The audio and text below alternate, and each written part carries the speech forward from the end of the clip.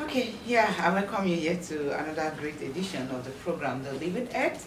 If you're watching or you're listening, it's still the program that is geared towards awakening our environmental consciousness towards the fact that our daily footprint on this one support system, the environment that God Himself has given to us, is what determines how we live, how we survive, and then what we can be able to hand over to the next generation. It's something that we don't have to be doing from a very passive standpoint or hoping that whatever will be, and then whatever is done on the environment or is done to it doesn't have any relationship with us.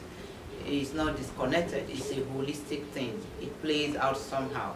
So you need to be sure that you're doing what you can from your own standpoint, from your own individual perspective, so that we all have a good and sustainable environment to survive on and to hand over to our future generation.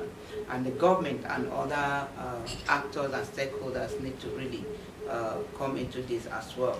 But you first, there are things that you need to do as well to help us to drive this cause. So that is what the Living Earth is all about. So in today's edition, I have a special guest who happens to be the Controller General of an initiative of an NGO called Safety Awareness and Environmental Support Initiative, in the person of Yahaya Mohammed.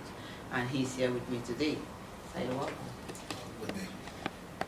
Okay, Safety Awareness and Environmental Support Initiative.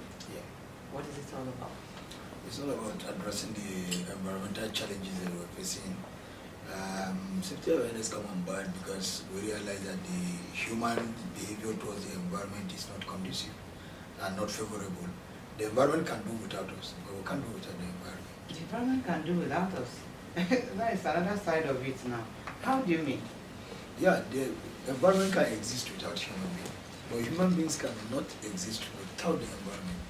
Okay. When you look at it vividly, is that if there is no environment, there will be no human being. So, and our activity towards the environment is negative. Most of our behavior is questionable towards environment.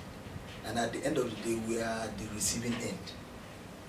One, in the area of issue like improper waste disposal behavior, issue of deforestation, issue of soil degradation that is caused by man-made due to cutting down our trees, maybe over urbanization and various development that lead to deteriorating of our soil, that lead to issue of soil degradation, and in such behavior, issue of desert encroachment emerge. Okay, environmental safety. What is that like?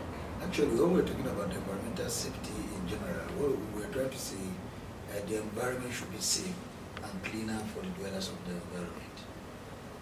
And the same people on the environment are the ones to keep the environment safe and cleaner for themselves. How? By changing the narrative of behavioral aspects towards the environment. For example, you look at some areas, they have grasses, they cut them off. Some doesn't even trim their flowers, what have you. All these are environmental challenges, behavior. There is issue of serious release of carbon dioxide into the atmosphere by man-made, gas flaring, using firewood to cook, charcoals and what have you. All these are negative behavior towards the environment. There's something you say that using firewood to cook. Yeah. This is like an ancient something with us Africans. Yeah, it's an ancient system, but it needs to be addressed. And most people prefer food cooked with firewood. Yeah, some people say it's even it gives tasty. a better taste. Thank you. But fortunately, we're enjoying food while we're endangering our life, because there is issue of bringing down the trees without replacing them. When you look at the Great Green World advocacy, it's talking about serious attention towards afforestation. Because the more we are bringing down our trees, the more we're endangering our life, because most of this carbon dioxide that have been released have been absorbed by these trees to release oxygen that we utilize.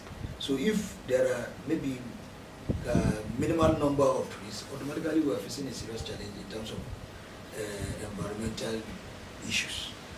These are the areas that cutting down of trees is a serious issue, and we're even advocating for the recent development of these stoves that use briquettes and what have you for cooking instead of the firewood. Today we have even overgrown the system of using the firewood directly into charcoals. People bring down trees to produce charcoal, and it's still a serious threat to the environment. Therefore, we advise, if people are cutting down trees, for cutting one tree, we're expecting you to replace at least 10 seedlings of tree to the number of 10. Will not even meet up to the period you have the tree have grown before you brought it down. So these are the areas we are advocating in terms of tree planting, issue of catching them young, bringing the system of tree planting into our schools, because when you bring up a child with the habit of monitoring and nurturing a tree, they grow with it.